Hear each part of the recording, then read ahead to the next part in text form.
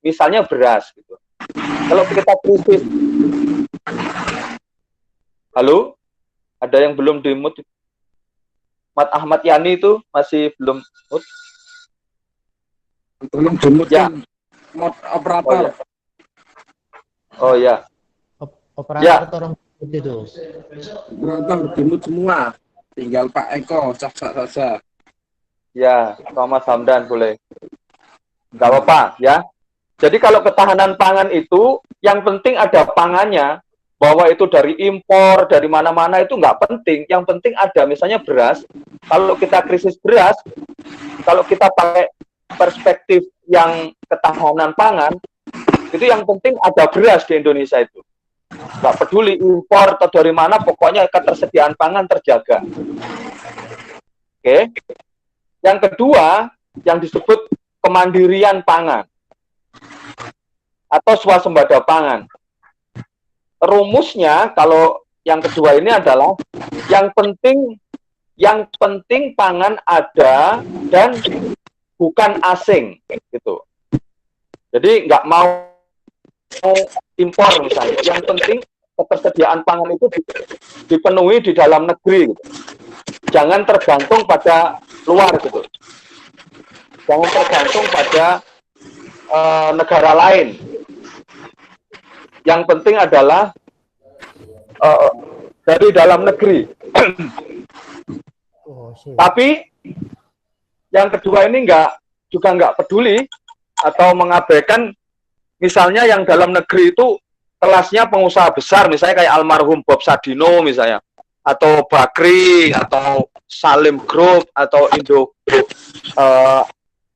atau perusahaan-perusahaan besar yang menguasai itu nggak penting. Yang penting pokoknya tidak asing gitu, tidak negara lain, tidak tergantung dengan negara lain. Itu yang disebut kemandirian pangan.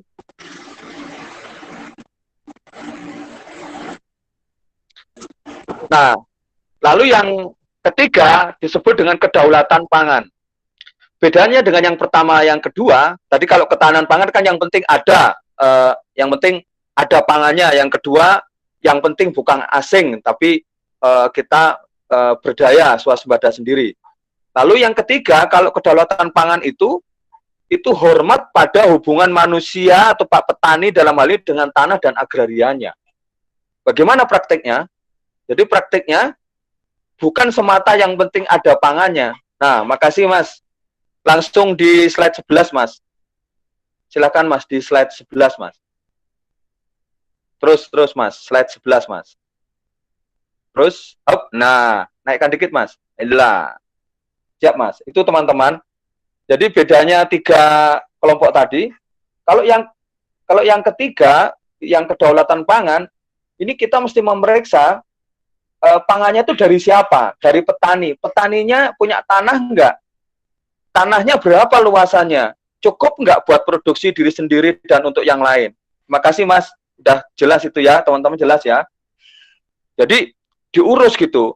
Lalu siapa yang menguasai di pasar gitu? Distribusinya dikuasai tengkulak atau tidak? Petani dirugikan atau tidak? Mekanisme proteksi hulu hilirnya ada atau tidak gitu. Nah, ini yang menurut saya Mas Hamdan dan teman-teman perspektif yang menurut saya harus kita pegangin gitu. Cara melihat krisis pangan itu. Kalau yang tentu saja ini debatnya ini bukan soal debat istilah Mas Hamdan, ini debat ideologis itu. Masing-masing punya pembelanya sendiri Mas Hamdan dan teman-teman. Misalnya pemerintah, Mas, sampai sekarang nggak mau memakai kedaulatan pangan. Pemerintah pakai ketahanan pangan. Karena bagi pemerintah yang kalau habis beras, krisis kayak gini, impor yang penting. Tapi kalau kelompok yang kedaulatan pangan, kita mendayagunakan diversifikasi pangan yang kita miliki, mendaulatkan petaninya dulu gitu. Kalau sebagian gerakan sosial itu memakai kemandirian pangan, sebagian ada yang memakai kemandirian pangan dengan asumsi yang penting kita mandiri secara nasional. Tetapi kelompok yang kedua ini mengabaikan bahwa ada kapitalisme dari bawah ya, ada kapitalisme from below gitu, ada monopoli yang bisa dilakukan oleh bangsa sendiri gitu. mungkin Mas Hamdan dan teman-teman Gus Durian juga paham, penguasaan pangan kita itu korup gitu. Nanti saya tunjukkan di belakang. Dan yang melakukan orang dalam negeri sendiri. Jadi apa bisa kita ngomong yang penting tidak asing, tapi membiarkan ada monopoli oleh bangsa sendiri. Kan itu nggak fair menurut saya. Nah, itu yang bedanya antara ketahanan, kemandirian, dan kedaulatan pangan. Lalu di mana posisi kita? Tentu saya menawarkan cara pandang yang kedaulatan pangan itu, cara melihatnya. Ini membedakan cara nanti solusi mengatasi krisis pangan itu. Nah itu Mas, lanjut di slide selanjutnya itu hanya perspektif tambahan data-data, nanti kita bisa diskusi aja. Slide-nya belum muncul ya, tadi udah muncul, hilang lagi. Nah di slide selanjutnya itu saya ingin menunjukkan bagaimana buruh tani dan kelompok miskin desa itu termarginalkan atau tereksklusi dari ruang hidup pedesaan mereka atau yang disebut dengan deruralisasi gitu. Masyarakat desa terlempar dari pertaniannya dan terjadi depesentisasi atau terlemparnya petani dari pertaniannya dan apa yang disebut deagrarianisasi, rusaknya sumber-sumber agraria desa karena ekspansi. Nah ini, makasih Mas, ekspansi korporasi dan industrialisasi sumber daya alam termasuk pangan. Nah kebetulan saya 5 tahun ini membantu menjadi tim expert untuk KPK Mas Hamdan di Komisi Pemberantasan Korupsi, lebih tepatnya di Gerakan Nasional Penyelamatan Sumber Daya Alam. Nah data selanjutnya nanti saya ingin menunjukkan bagaimana contoh-contoh korupsi pangan itu terjadi. Tapi istilah legal non-legitimate dan right not connected with justice itu adalah kira-kira gampangnya gini Mas. Kenapa buruh-buruh pedesaan, kenapa masyarakat adat, masyarakat lokal gampang disingkirkan, itu kira-kira akarnya ini Mas Hamdan dan kawan-kawan. Ya ini legal tapi tidak legitimate, legal tapi tidak adil nanti. Misalnya gini, kalau Mas Hamdan dan teman-teman nanti menanyakan ketemu sekelas Freeport, Newmont gitu ya, atau Sinarmas, perkebunan sawit skala luas itu, Wimar Group,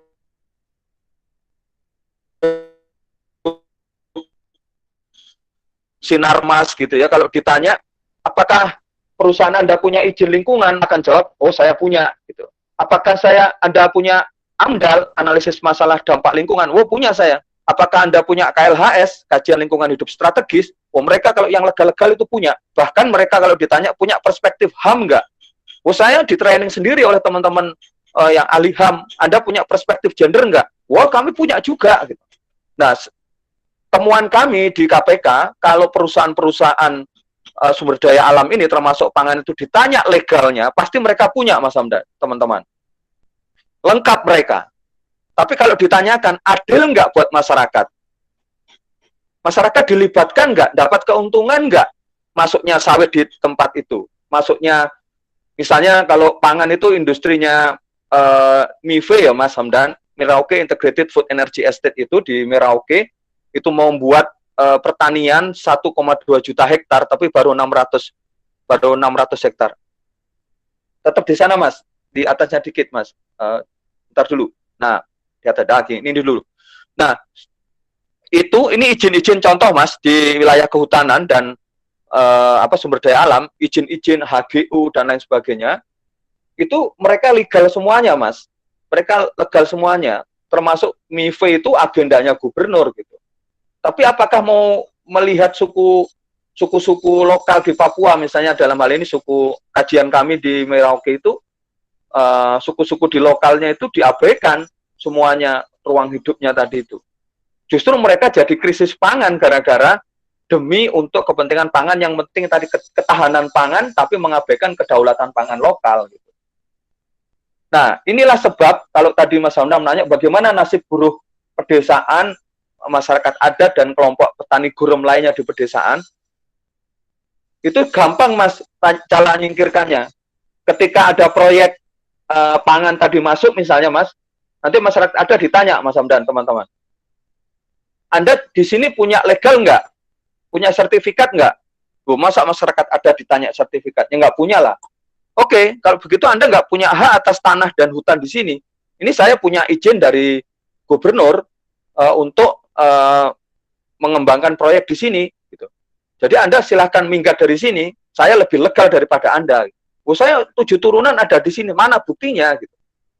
Nah ini kunci Mas, kunci bahwa marginalisasi dan eksklusi masyarakat lokal itu apa yang kami sebut dengan legal non legitimate itu. Artinya apa Mas? Artinya kalau nanti teman-teman Gus Durian dan teman-teman gerakan sosial mau mengkritik, jangan hanya soal wilayah hukum normatifnya saja, legalitinya. Oh mereka itu legal semuanya Mas. Tapi persoalan keadilannya itu, keadilan sosial dan keadilan ekologis yang kita tanyakan. Proyek apa saja, proyek-proyek sumber daya alam apa saja. Nah itu yang jadi poin penting. Bahkan Mas di beberapa tempat, ini mumpung ngomong dengan teman-teman Gus Durian, di beberapa tempat mereka itu melibatkan legitimasi agama untuk kepentingan proyek mereka. Gitu. Mereka akan memainkan CSR-nya itu dengan cara, oke, sebagian uangnya untuk pesantren, sebagian uangnya CSR-nya untuk gereja, untuk vihara, dan lain sebagainya. Sehingga nanti mereka ketika akan mendapat serangan atau dapat kritik akan dilegitimasi oleh legitimasi agama itu. Nah ini yang makin ruwet nantinya, macam-macam kayak gitu. Ada pelibatan legitimasi agama juga di sana. Kami sedang kajian dengan teman-teman CRCS UGM tentang wajah ganda agama ini Mas Hamdan. Nanti untuk kalau mau diskusi lebih jauh. Satu sisi agama itu pelestari untuk lingkungan, tapi di sisi lain wajahnya itu legitimasi untuk merusak lingkungan. Lanjut Mas. Nah, saya ingin menunjukkan persoalan pangan itu dalam bentang masalah struktural di pedesaan, agraria dan pedesaan. Singkat-singkat aja Mas, nanti kita diskusi. Saya coba 15 menit udah selesai. Ini Mas, lihat teman-teman, saya sebenarnya ingin menunjukkan orang diusir dari desanya hari ini Mas, kalau ngomong buruh-buruh desa, buruh-buruh pedesaan hari ini, itu tidak dengan cara-cara paksa yang terlalu eksplisit. Sekarang ini orang diusir dari atau dieksklusi dari ruang hidupnya itu dengan cara-cara yang lebih seksi gitu Mas, yang lebih mungkin orang diusir itu dengan tersenyum gitu. Bahasa saya itu orang diusir dari desanya atau terusir dari desanya atau terampas tanahnya, sumber pangan mereka itu dengan tersenyum. Kami punya kajian Mas tentang KSPN, Mas Hamdan, Kawasan Strategis Pariwisata Nasional, untuk contoh aja. Jadi misalnya Mas Hamdan, saya datang ke wilayah Anda ini misalnya, Mas saya mau datang ke Gresik ini membuat ekowisata. Wah, kalau ekowisata berarti kan ada ekonya itu, berarti lingkungannya dijaga itu. Wisatanya dapat ekonomi, tapi lingkungannya terjaga, gitu kan Mas. Ya nama eko ini nggak semuanya baik Mas, ada yang brengsek Mas ya. Jadi ekowisata ini nggak selamanya baik. Nah, temuan kami Mas di Danau Toba, kemudian di Bromo Tengger Semeru, Wakatobi, lalu juga di Kepulauan Seribu, covernya itu ekowisata, tapi prakteknya perampasan tanah. Perampasan ruang-ruang produktif rakyat gitu. Nanti kalau teman-teman mau saya kirimkan hasil kajian kami yang kami sebut ini green grabbing gitu. Jadi perampasan tanah dengan isu-isu lingkungan dan konservasi. Lahan-lahan produktif pangan masyarakat di Danau Toba itu digusur dengan atas nama ekowisata. Bahkan di beberapa tempat ada nanti green, ada green-greenan yang lain, ada agak green city, ada nanti ada ekopark gitu ya, ada geopark itu yang isu-isunya konservasi gitu. Bahkan saya ini punya tesis baru Mas Hamdan, teman-teman layak untuk kita diskusikan di Gus Durian ini. Mungkin teman-teman ikut juga ya, beberapa waktu lalu ada satu event internasional di Jakarta yang IRI itu, Interfaith Rainforest Initiative. Ini ada Mas Ansori, ini Ansori Gus Durian mungkin ikut juga. IRI, International Rainforest Initiative dari Norway, itu melibatkan interfaith antar agama, itu bicara tentang forest. Gitu. Menarik sekali kalau di situ agama terlibat untuk menyelamatkan lingkungan. Tapi harus dilihat ulang, di beberapa tempat tadi saya tunjukkan, justru agama itu menjadi legitimasi buat perampasan tanah rakyat, gitu. Baik sawit, tambang, dan lain-lain. Saya khawatir kalau nggak hati-hati, bukan green grabbing, kalau yang lama kan land grabbing, Mas. Perampasan tanah skala luas itu land grabbing. Kalau pakai isu lingkungan itu green grabbing namanya.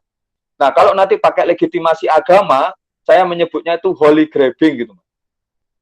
Saya khawatir ke depan itu ada modus baru, perampasan tanah rakyat, perampasan lingkungan, sumber-sumber pangan dan sumber ruang hidup rakyat itu dengan isu agama gitu, holy grabbing gitu. Sudah terjadi sih Mas, kami kajian dengan TRCS UGM itu, beberapa proyek sawit di Kalimantan itu dilindungi oleh lembaga agama, institusi agama. Termasuk ada tambang yang dilindungi juga oleh lembaga agama. Islam, ada yang Kristen gitu. Tapi ada juga lembaga agama kayak Gereja Katolik di Manggarai itu menolak keberadaan tambang.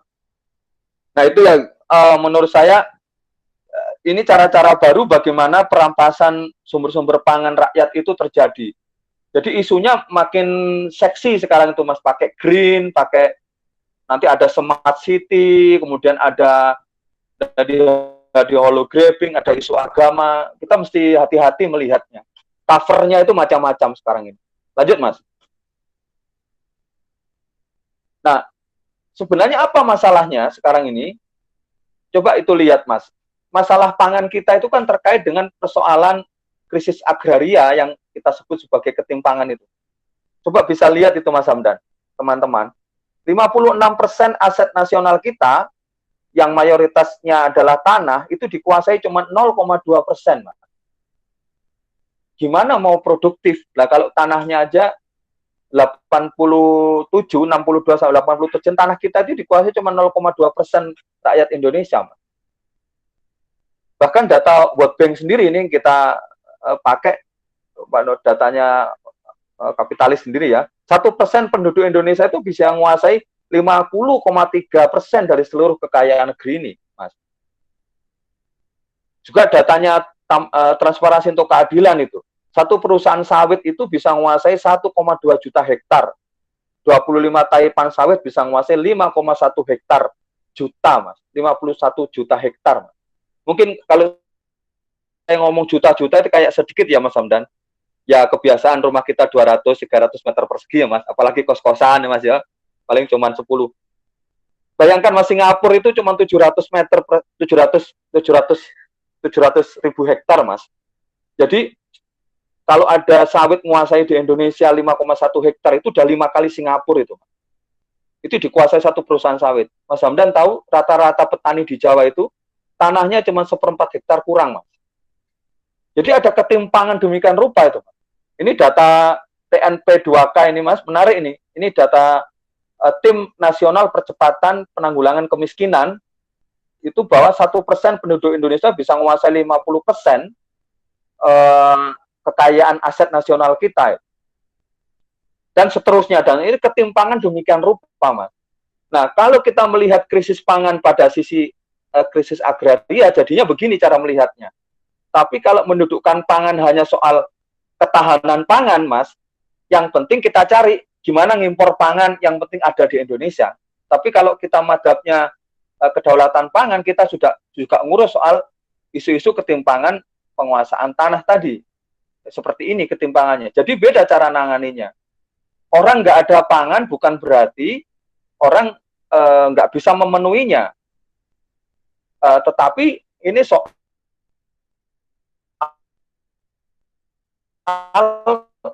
nggak ada tanahnya gitu. Mungkin teman-teman pernah dengar ya kasus masalah di pertanian ini adalah salah satunya krisis regenerasi petani. Nggak ada anak muda mau bertani. Ini analisisnya macam-macam. oh petani nggak menjanjikan, oh anak muda nggak mau kotor, seneng yang bersih-bersih sekarang. Oke, itu betul jawaban-jawaban itu. Tapi jarang yang melihat mau bertani di mana, tanahnya nggak ada, anak muda mau bertani di mana. Tentu ada perkecualian ya, Kulon Progo, ada Masian dan lain-lain. Tapi cara melihatnya, perspektif itu menentukan cara melihat masalah. Oke, lanjut Mas. Nah, lanjut Mas. Ya ini hanya perspektif. Lanjut Mas. Ini perspektif temuan dari KPK. Ya Mas, sampai di sini dulu. Temuan dari yang kami lakukan untuk mengatakan bahwa ada oligarki pangan, ada oligarki sumber daya alam yang menguasai yang menguasai tanah, sumber produktif tanah, ya, uang sumber daya alam kita itu timpang sekali dikuasai oleh para oligarki dan mafia sumber daya alam. Ini temuan kami 5 tahun terakhir, itu ada linknya Mas Hamdan, sebelah kiri bawah itu hasil evaluasi Gerakan Nasional Penyelamatan Sumber Daya Alam 5 tahun terakhir. Kebetulan saya tim di dalamnya. Nanti silakan teman-teman cek di link itu, diunduh saja laporannya bagaimana persoalan korupsi sumber daya alam di Indonesia, termasuk soal pangan ya. Nah, singkat cerita Mas, lanjut di slide kedua, slide selanjutnya. Saya ingin menunjukkan akar masalah korupsi sumber daya alam itu yang kami sebut dengan state capture corruption, atau korupsi yang menyandera negara, kira-kira gitu. Jadi sumber daya alam kita itu timpang, dikuasai oleh segelintir orang karena ada kuasa alternatif di luar negara yang mereka punya kekuatan ekonomi politik yang bisa mengontrol dan bisa mengarahkan dan bisa menyandera kebijakan pangan itu mau kemana, kebijakan sumber daya alam untuk siapa. Tapi cara-cara mereka ilegal banget gitu. Mereka, nanti ada data lain Mas, 70% lebih kepala daerah kita, data di KPK, 70% lebih kepala daerah kita itu ketika pilkada disupport oleh korporasi sumber daya alam.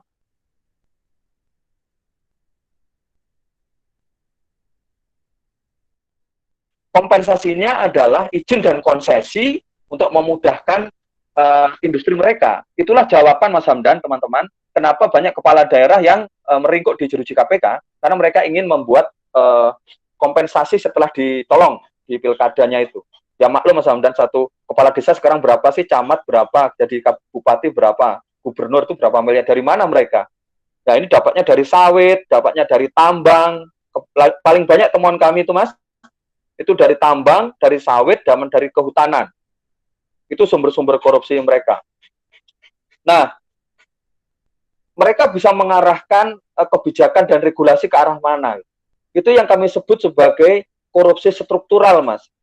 Karena sudah berganti, sekarang korupsi sumber daya alam bukan lagi institutional corruption, tapi structural corruption. Jadi nggak laku lagi jawaban gini Mas, oh kita reformasi birokrasi ya, oh one salary system ya, transparansi gaji ya, nah, itu bisa dimanipulasi Mas. Karena ini ada korupsi yang bersifat struktural gitu, ada kekuatan-kekuatan di luar negara yang memainkan kekuatannya seolah-olah itu legal, tapi untuk kepentingan merampok kekayaan alam kita.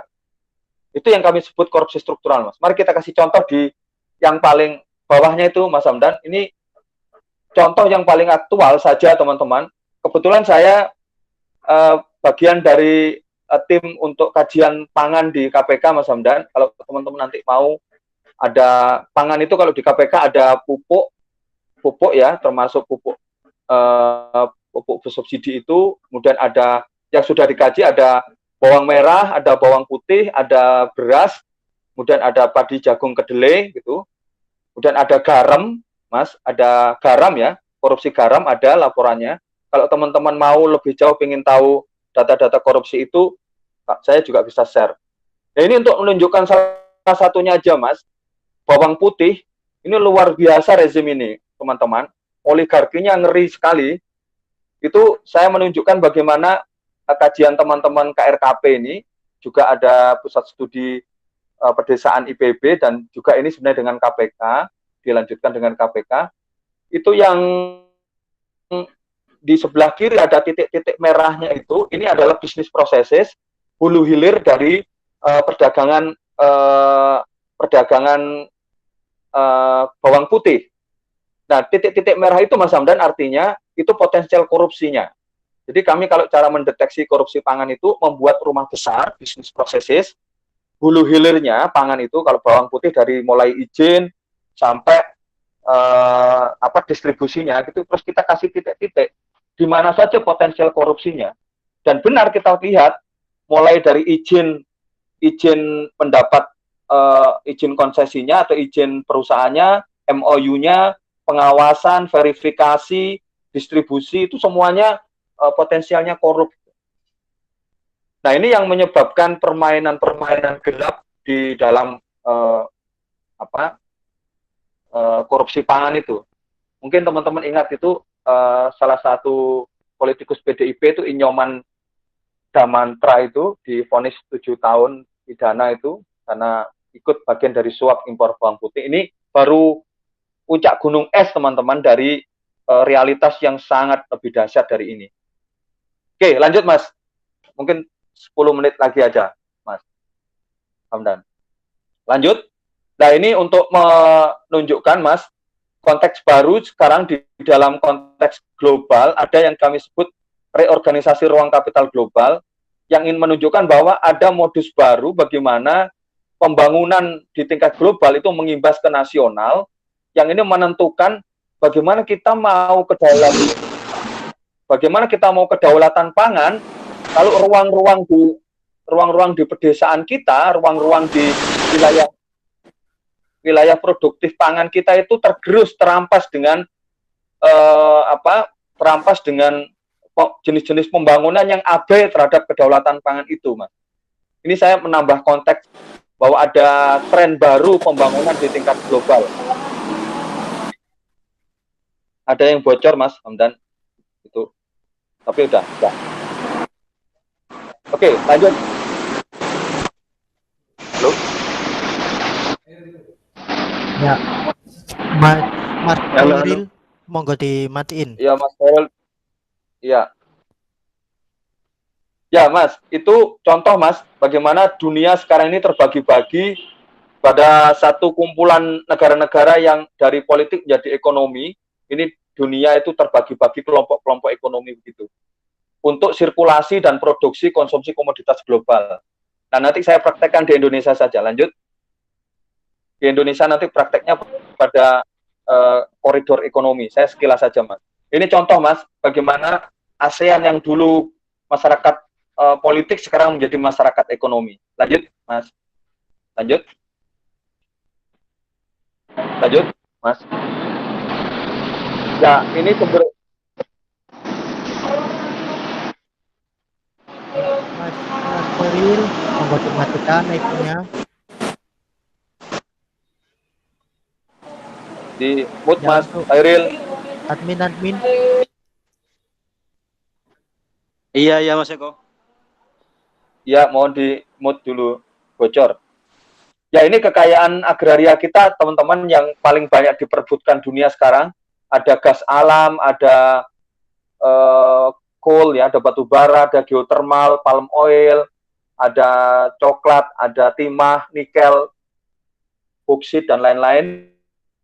Termasuk pangan, ya, tentunya. Tapi ini bagian, saya ingin mendudukkan pangan sebagai bagian dari keseluruhan sumber-sumber agraria kita. Lanjut, Mas. Lanjut. Nah, saya mau cerita terakhir ini, ada 2 slide terakhir mungkin. Ini untuk sedikit aja, Mas, cara bagaimana pembangunan kita yang sebenarnya nggak sinergis dengan kedaulatan pangan tadi. Jadi kalau ada kebijakan nasional sekarang ngomong kedaulatan pangan, itu bertabrakan dengan rezim pembangunan yang baru ini, Mas. Yang kami sebut koridor ekonomi itu. Caranya kira-kira gini, Mas. Jadi ini juga untuk refleksi bahwa negara-negara berkembang itu sekarang dikonsultasi atau difasilitasi oleh konsultan kelas dunia untuk merubah kebijakan pembangunan mereka. Nah, koridor ekonomi koridor itu konsep yang dibuat oleh lembaga konsultan namanya ERIA. Itu yang disewa oleh rezimnya SBY dulu dan sekarang berlanjut di era Jokowi gitu. Yang ini nanti mengembangkan di Indonesia namanya MP3EI di era SBY, lalu sekarang jadi mega infrastruktur di eranya Jokowi. Kira-kira mantranya itu ada 3 itu, Mas. Satu, membuat kategori satu negara, dia maju atau pra-industri. Ini nanti juga jadi analisis, Mas. Kita nggak pernah prioritas sebenarnya untuk pangan, tapi lebih kepada mega infrastruktur itu. Yang kedua, membuat peta ulang dunia dan nasional dan kebutuhannya, lalu ketika membuat paket kebijakan daftar dan hambatannya. Lanjut, ini saya sekilas aja, nanti kalau tertarik saya detail, karena kami ada kajian buat ini. Nah ini Mas, di dalam dokumen area itu, Indonesia itu under development economy before industrialization. Jadi dia status Indonesia itu under development countries gitu. Jadi ya kalau ingin maju nanti ini loh nasihat saya, kamu mau maju, gini loh nasihat saya, gitu kira-kira. Lanjut, Mas. Nah, yang kedua dibuat peta baru. Nah, ini Mas. Ini dibuat peta baru di dalam dokumen obor. Mungkin teman-teman dengar ya, One Belt, One Road, atau sekarang berubah jadi Belt Road Initiative, BRI. Indonesia itu ada di dalam koridor Semenanjung Cina Indochina berdampingan dengan 6 koridor lainnya di naskahnya area itu. Di peta yang paling yang tengah itu, Mas, itu nanti bisa diklik, teman-teman bisa lihat. Ya ini menjawab wajar kalau kemudian mega infrastruktur digenjot di Indonesia, karena kita itu akan jadi jalannya, jalur sutranya Cina yang nggak mau Eropa dan Amerika itu mau lewat kita, mau lewat di Indonesia. Ya karena mau lewat negara kita, maka diperbaikilah jalannya. Makanya digenjotlah mega infrastruktur ini, dan mengapa investasi paling banyak dari Cina. Ya ini juga menolak bukan soal rasialisme, ini soal ekonomi politik. Nah itu, lanjut Mas. Lanjut saja. Nah ini yang saya mau tunjukkan, Mas. Ini loh mantranya teman-teman. Jadi sulit kita ngomong kedaulatan pangan tanpa melihat potret besarnya kayak gini. Tren pembangunan kita itu sekarang dipandu oleh yang namanya koridor ekonomi, yang mau menyambungkan 4 proyek besar ini. Mega proyek infrastruktur, ekstraktif ekonomi, atau ekstraktif sumber daya alam, membuat metropolitan baru, kota-kota baru, dan membuat kawasan ekonomi khusus, KEK, ya, kawasan ekonomi khusus, ibu kota baru. Nah ini nanti jawaban mengapa perlu ada Omnibus Law yang baru, teman-teman, termasuk di sektor pertanian itu kena pangkas itu, Mas. Jadi akan terganggu kedaulatan pangan karena akan menghilangkan wilayah-wilayah pertanian produktif demi untuk koridor ekonomi ini. Akan banyak nanti kawasan ekonomi khusus kayak Papua, baru aja Papua dan Papua Barat itu akan ada namanya kawasan ekonomi khusus, tapi sebenarnya untuk proyek-proyek infrastruktur, bukan proyek pangan gitu. Nah ini Mas, ingin disatukan jadi satu. Ini rancangan konsepnya di hulunya itu kayak gini. Lanjut Mas. Ya dulu pernah ada MP3EI, sekarang dilanjutkan gitu. Lanjut teman-teman. Lanjut. Nah, lanjut. Koridor ekonomi itu prakteknya di Indonesia jadi kayak gini. Kita ada koridor-koridor ekonominya itu. Lanjut, Mas. Lanjut lagi, ini lewati aja. Dan lanjut, Mas. Itu nanti di-download aja, Mas. Ada. Nah, ini juga sudah akan diteken itu bagaimana BRI itu di Indonesia. Lanjut, Mas. Lanjut. Lanjut, Mas. Nah, ini saya sengaja tampilkan sawit, Mas. Karena ini penguasaan tanahnya skala luasnya paling besar di Indonesia, Mas. Dan klaimnya itu menurut saya memanipulasi gitu, karena kita harus memperbanyak sawit. Banyak sekali sumber-sumber pangan di daerah itu, tanah-tanah produktif rakyat itu habis karena land grabbing sawit ini. Kayak gini, Mas, kalau ada tanah luas gitu, dataran luas itu, kayaknya jawabannya kalau nggak sawit, tambang gitu. Kayak mistik gitu. Jadi kalau ada tanah kosong itu harusnya dibuat sawit, kalau nggak sawit sekarang itu tambang gitu. Ya saya ingin melakukan domestifikasi. Kebetulan kita punya data tentang korupsi sawit juga, siapa gurita sawit itu di Indonesia. Yang ingin poin saya, Mas, poin saya yang di sawit itu adalah bohong kalau keberadaan sawit itu untuk investasi nasional. Itu data KPK, Mas. Terbesar ternyata kalau pakai follow the money, uangnya sawit itu kalau diikuti terakhir itu untuk Malaysia dan Singapura. Jadi kalau ada yang bilang bahwa sawit itu untuk investasi nasional, itu bohong. Itu paling banyak itu untuk Malaysia dan Singapura. Memang keberadaan pabriknya statusnya Indonesia, Mas. Tapi keuntungan terbesarnya itu larinya ke Malaysia dan Singapura. Lalu katanya untuk 3 juta, katanya untuk 20 juta petani akan terserap di sana. Pertanyaan saya, 20 juta petani itu jadi apa? Jadi buruh kan?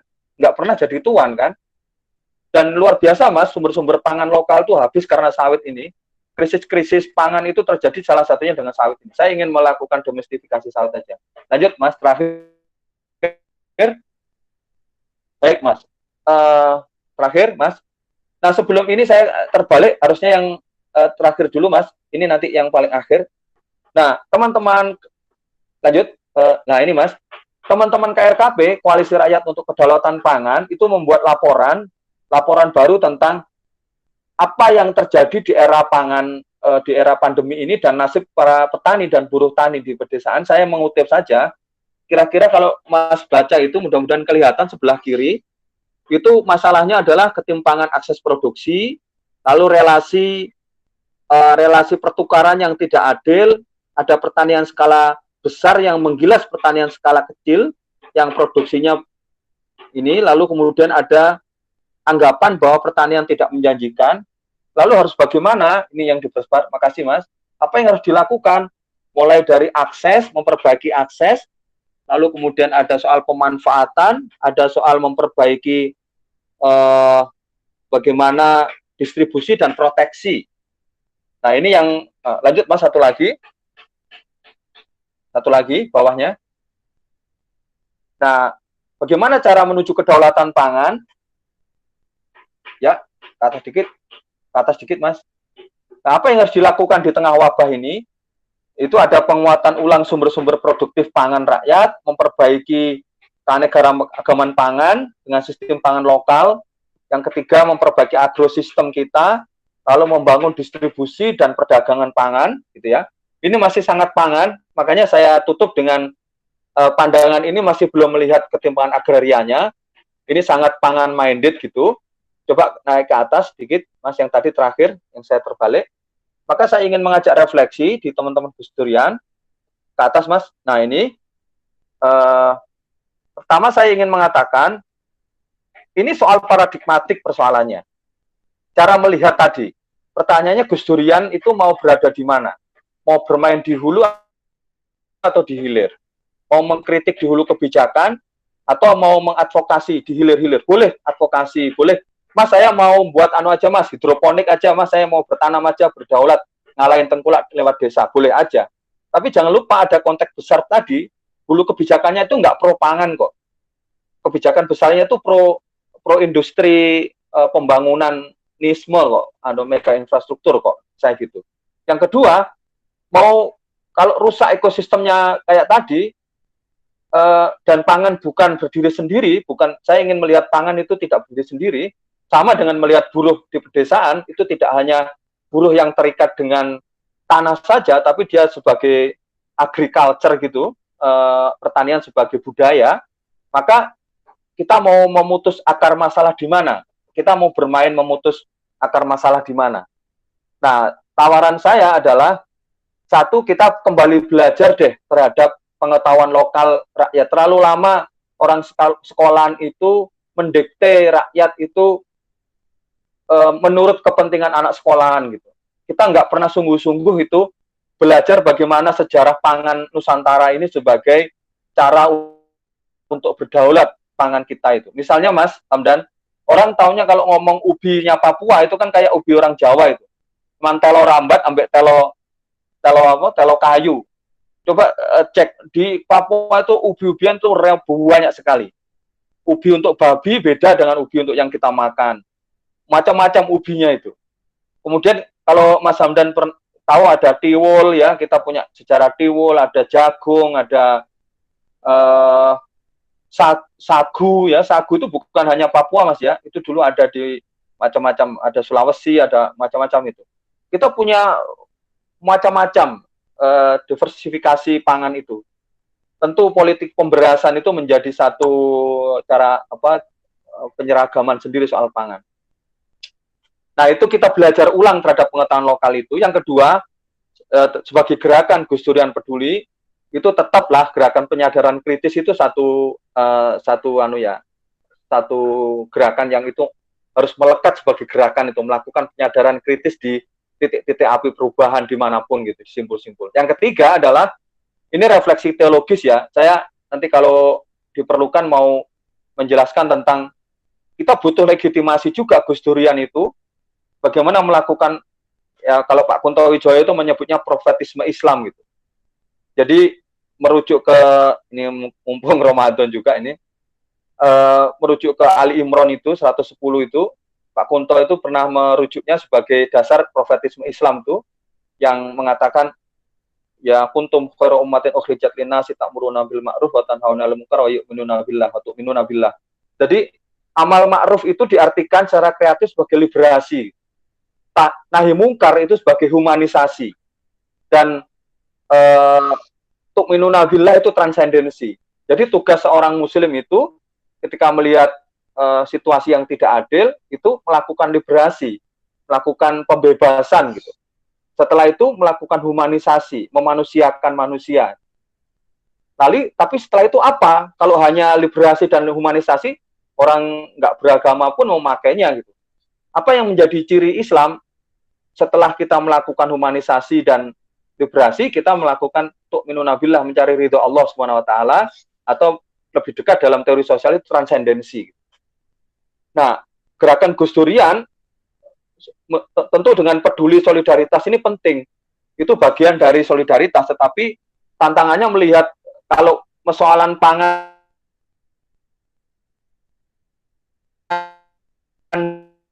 dan buruh di pedesaan tadi tergusur hilang karena dimensi struktural, apa hanya cukup dengan memberikan? Tentu tidak. Kita mesti ikut juga melakukan perbaikan ketimpangan itu. Sistem apa yang tidak adil, relasi kuasa politik apa yang, ekonomi politik apa yang memungkinkan orang tidak dimanusiakan gitu. Nah, dan seterusnya dan seterusnya. Itu kira-kira Mas, maaf agak panjang lebar sampai di sini. Mari kita berdiskusi. Terima kasih. Tak kembalikan ke Mas Hamdan. Ya, terima kasih atas pemaparan yang panjang lebar, yang berbasis data dan sangat detail ya dari Bung Eko Cahyono tadi, berbicara tentang bagaimana agar permasalahan agraria, ekologis, dan panjang lagi proyek-proyek yang dimana secara luar itu terlihat humanis, tapi mereka sebenarnya mengeksploitasi dan menghisap daripada sumber daya alam kita di Indonesia. Dimana tadi ngomong krisis pangan itu sebenarnya harus ngomong krisis agraria, dimana inilah yang menjadi dasar tadi bagaimana 65% pangan tergantung dari desa. Dan tadi juga menawarkan dua perspektif, di mana ada perspektif modernisasi ekologi dan perspektif ekopol ekologis, di mana ini kita harus lebih condong dan mendalami tentang perspektif ekopol ekologis, di mana melihat sebuah krisis pangan ini diakibatkan dari ketimpangan penguasaan lingkungan, diakibatkan daripada relasi kuasa yang timpang, dan bagaimana secara struktural ini juga mengabdi pada penguasaan tanah itu tadi. Dan juga yang paling penting tadi, hubungan manusia dengan tanah itu tidak hanya sekedar nilai ekonomis, tapi juga ada nilai-nilai budaya, religius, sakralitas, dan juga tadi tergantung pada keberlanjutan kehidupan. Seperti tadi dicontohkan di berbagai daerah. Ada nilai sakralitas pohon madu tadi yang jadi dicontohkan oleh Bung Eko, pohon sagu di Papua yang tidak hanya simbol pangan saja, tapi ada nilai bahasa, ada nilai kepercayaan, ada nilai sakralitas yang menjadi kepercayaan orang Papua di sana. Dan tadi memahami tiga arti ketahanan, kemandirian, dan kedaulatan, di mana ketahanan tadi ini yang biasa dipakai oleh pemerintahan kita. Bagaimana ketahanan itu ketersediaan pangan yang terus-menerus dan tidak melihat baik itu dari ekspor maupun ekspor, sepenting ada terus menerus. Dan kemandirian yang penting ada pangan yang dari nasional, tapi tidak melihat ketimpangan yang ada. Bagaimana penguasaan tanah di negara kita ini sangat timpang. Bagaimana penguasa-penguasa besar atau tuan tanah komprador besar ini mempunyai penguasaan tanah yang sangat besar, sedangkan petani-petani kita tidak berdaulat. Dan yang terakhir adalah kedaulatan, hormat kepada petani dan tanah, mendaulatkan petani itu tadi. Dan kita lebih condong harus memperjuangkan daripada kedaulatan petani itu tadi.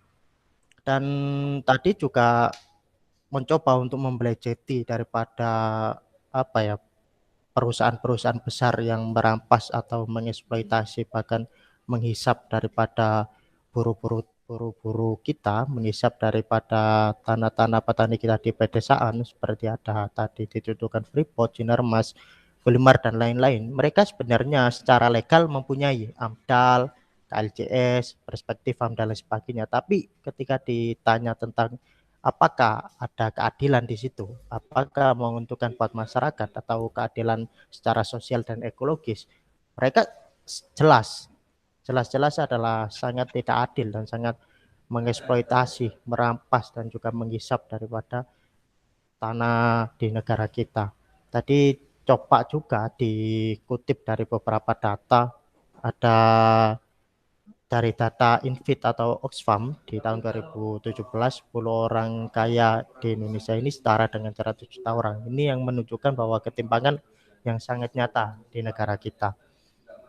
Ya mungkin apa ya, langsung saja untuk kawan-kawan atau sahabat-sahabat yang ingin bertanya atau apa ya, ingin melakukan pernyataan atau Mari berdiskusi. bercerita tentang keadaan di masing-masing wilayahnya. Monggo dipersilakan. Ya, Mas. Ya, Mas. Ya, monggo kawan-kawan. Ya, ada kawan akhwatnya nih, Fajar Aksani, Viana Letrus, Muhammad Afiq Effendi. Ini Nurhosita, Purwo Sidiki, Roy Satunisa. Monggo, Bung. Apa ada yang ditanyakan perihal apa yang dipaparkan yang panjang lebar tadi oleh Bung Eko Cahyono? Ya, monggo kawan-kawan. Ya, silakan teman-teman. Mungkin ada contoh lain dari teman-teman ini.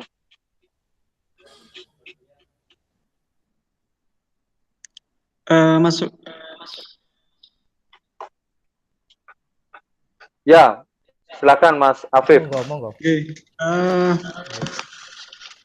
Menarik sekali tadi mengikuti ulasan dari Bung Eko tadi terkait adanya penguasaan lahan petani yang pada dasarnya kita itu ingin pada posisi berdaulat terhadap pangan kita, tapi ternyata petani tidak punya kedaulatan terhadap lahan, begitu kan ya. Dalam banyak kasus banyak sekali contoh-contoh apa? Mohon maaf sebentar.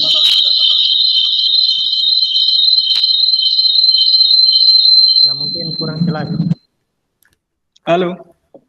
Oh ya, monggo dilanjutkan. Ya. Masuk ya suara saya? Ya, masuk. Gini. Masuk Mas. Gini. Saya menarik sekali tadi ketika di satu sisi kita ingin berdaulat di pangan, tapi ternyata kita tidak punya lahan untuk menanam apa yang kita butuhkan di dalam mencapai kondisi ketahanan pangan. Satu contoh misal yang saya masih ingat betul bagaimana kasus tambang itu mempengaruhi, ini mungkin bukan dalam bentuk pertanian tapi dalam bentuk perikanan. Kalau kita ingat betul-betul ada kasus pencemaran di Laut Minahasa yang menyebabkan ikan-ikan itu terkontaminasi limbah merkuri. Nah, itu yang sepertinya sekarang itu sudah timbul tenggelam, entah bagaimana penyelesaiannya. Kemudian saya kira di daerah dalam juga begitu, penguasaan lahan yang di mana itu Mas? di Minahasa. Di mana Mas? di Minahasa yang tahun 2000 berapa? Saya lupa tempatnya. Nggih. Eh, Kejadian-kejadian seperti ini apakah sengaja ditutup kemudian dilupakan ataukah ada kejadian forgive and forget atau bagaimana? Mohon wawasannya, Bung Eko. Terima kasih. Ya, terima kasih kawan Muhammad Afif. Mengopung, apakah kejadian yang terjadi pencemaran di Minahasa ini terus kasusnya itu seakan-akan tenggelam? Apakah ada di balik ini ada apa gitu? Mungkin itu pertanyaan. Ya, langsung aja ya, Mas Hamdan. Ya, monggo, Bung, langsung saja. Ya, itu kasus Minamata kalau nggak salah ya. Kasus Minamata Newmont itu ya, kalau nggak salah Newmont itu. Ya, menurut saya kasusnya belum selesai. Saya nggak tahu apakah modusnya dihilangkan atau disembunyikan. Saya tidak mengikuti secara persis. Tetapi saya yang justru khawatir adalah, Mas Afif, mari kita sama-sama cek ulang Omnibus Law itu, yang sekarang RUU Cipta Kerja yang sedang ngotot mau disahkan oleh DPR dan pemerintah pusat itu, memuat satu pasal, saya tadi sedang mencari, Mas, itu yang akan membolehkan satu perusahaan itu tidak harus melakukan reklamasi. Perusahaan tambang itu nggak usah melakukan reklamasi kalau di awal perizinannya itu sudah melakukan satu kajian lingkungan. Sampai bisa bayangin, Mas Hafif, yang ada AMDAL-nya aja, kami kajian tentang perizinan AMDAL di titik korupsinya itu ada 14 titik korupsi, Mas Hafif. Jadi AMDAL itu kalau dibelejetin, Mas, itu ada 4 titik spot korupsi. Salah satunya adalah karena AMDAL itu mahal banget, Mas. Nah, ada AMDAL saja, Mas, korupsinya demikian rupa sehingga ada AMDAL abal-abal. Apalagi nanti kalau Omnibus Law ini disahkan, itu perusahaan-perusahaan tambang itu tidak perlu ada AMDAL, Mas, tidak perlu ada reklamasi. Nah, yang saya lebih mengkhawatirkan, Mas, kalau cara menutupnya itu nanti legal gitu, Mas. Makanya kalau Gus Durian peduli, benar-benar peduli tentang pangan dan lingkungan, itu menurut saya nggak boleh dia melihat Omnibus Law yang sekarang ini sedang, itu ngeri, Mas. Omnibus Law itu mengintegrasikan 76 lebih undang-undang, ada pertanian, ada kehutanan, ada pertambangan, bahkan pendidikan masuk, Mas. Itu semuanya akan dimudahkan demi karpet merah liberalisasi ekonomi atau tsunami investasi. Akan dimudahkan semuanya oleh itu. Yang menghambat seluruh aturan yang dianggap menghambat bagi kepentingan investasi, itu akan dihilangkan. Termasuk tadi, Mas, aturan AMDAL diperingankan, reklamasi, dan lain-lain itu. Nah, makanya kita ngotot betul untuk menolaknya itu, karena dia menyimpan sekian legitimasi yang nanti mengurangi kewajiban-kewajiban perusahaan terhadap kerusakan lingkungan tadi. Apalagi yang keadilan, kata Mas Hamdan tadi. Enggak ada jaminan keadilannya sama sekali. Misalnya, Mas, saya mau contoh satu aja, Mas Hamdan. Di pasal 127 di bagian 4 di Omnibus Law ini, itu memuat ayat 3 mengatakan akan memberikan hak guna usaha itu sepanjang 90 tahun, Mas. Belanda saja, Mas Hamdan, Mas Afif, dan teman-teman, itu di era Belanda HGI itu cuma sampai 75 tahun. Nah, sekarang mau dikasih izin hak guna usaha itu 90 tahun, Mas. Itu lebih buruk daripada kolonial itu. Itu jadi kalau satu perusahaan nanti bisa menguasai dengan HGU-nya, bisa menguasai 90 tahun, itu berapa generasi? Memang sih akan dikembalikan, tapi berapa generasi apa enggak sudah rusak kayak gitu. Udah begitu, nanti perusahaan ini enggak harus wajib reklamasi. Nah, saya ingin mendudukkan pertanyaan Mas Afif tadi, yang mengkhawatirkan ketika pelanggaran-pelanggaran, perusakan itu nanti dilegalkan gitu loh, Mas. Dan legalitasnya itu pakai regulasi yang diaminin oleh negara. Gitu. Nah, di situ yang menurut saya, ketika ngomong pangan, misalnya rusaknya sumber pangannya orang Minahasa, itu bicara juga nggak hanya gimana orang Minahasa tetap ada beras di sana, tapi juga ngomong tentang bagaimana kerusakan ekologis mereka, memikirkan ekosistem ruang hidup orang Minahasa itu gitu. Itu yang saya sebut tadi, sulit saya bicara pangan berdiri sendiri gitu. Tapi dia terikat dengan soal krisis agraria dan pedesaan lainnya. Itu satu, Mas Hamdan. Yang kedua, pernyataan Mas Afif tadi menarik soal daulat pangan tidak terjadi karena nggak daulat tanah. Daulat pangan itu nggak bisa terjadi kalau nggak daulat tanah. Mas, ini ada perdebatan panjang ya, mungkin teman-teman kenal Clifford Geertz ya. Clifford Geertz, antropolog Amerika itu, pernah punya kajian di Mojokuto, di daerah Jawa, sebutannya Mojokuto, sebenarnya Kediri dan sekitarnya. Itu mengatakan, teorinya tentang evolusi pertanian, tapi abaikan teori itu, kira-kira begini, orang miskin di desa, itu bisa diatasi dengan share poverty, berbagi kemiskinan. Karena orang di desa itu ulet. Kalau miskin, maka mereka akan berbagi kemiskinan. Oh, biasa makan ayam 2 kali seminggu, sekarang makan telur. Tak bisa makan telur, makan tempe, makan tahu. Mereka bisa ulet kok. Banyak kritik terhadap Clifford Geertz ini, Mas Afif. Ternyata Clifford Geertz ini melupakan tesisnya Clifford Geertz itu, orang nggak punya tanah karena aspek demografi.